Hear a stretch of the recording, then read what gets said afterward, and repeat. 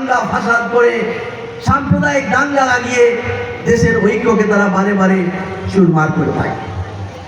সেই আরএসএস এর যে সংগঠন বিজেপি, সেই বিজেপি আরএসএস এর নীতিকে ভারতবর্ষের মাটিতে কার্যকরী করতে চায়। সেই জন্যই অথচ আপনারা জানেন এদের চরিত্রটা বুঝে নিতে হবে। এই আরএসএস কোনদিন দেশের জন্য লড়াই করেনি। 200 বছর ধরে ভারতবর্ষের শ্রমিক, কৃষক, মেহনতি মানুষ, হিন্দু, মুসলমান, শিখ, খ্রিস্টান, আদিবাসী হাজারে হাজারে ব্রিটিশের বিরুদ্ধে লড়াই করেছে, হাজারে হাজারে শহীদ হয়েছে, লড়াই করে ব্রিটিশকে তাড়িয়েছে, দেশকে স্বাধীন করেছে।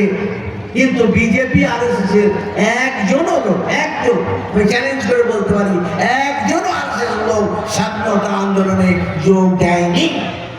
তারা ব্রিটিশের দালালি করেছে।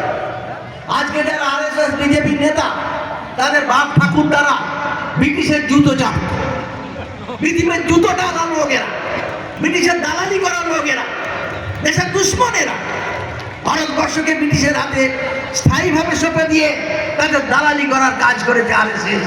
আর আজ আরএসএস আমাদের দেশের মানুষকে দেশপ্রেম শেখাবে? কে দেশদ্রোহী? কে ব্রিটিশের দালাল?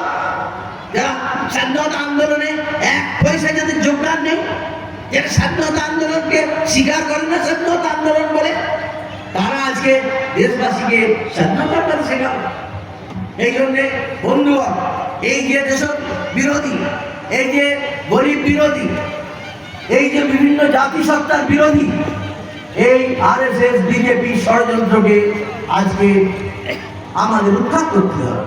আর ভারতবর্ষের মানুষের সবচেয়ে বড় শত্রু হচ্ছে এই বিজেপি, সবচেয়ে বড় শত্রু। এবং নরেন্দ্র মোদী হচ্ছে সেই মানে যজ্ঞের হোতা। আমরা দেখেছি, কারণ আমি তো প্রায় 40 বছর পার্লামেন্টে দেখেছি।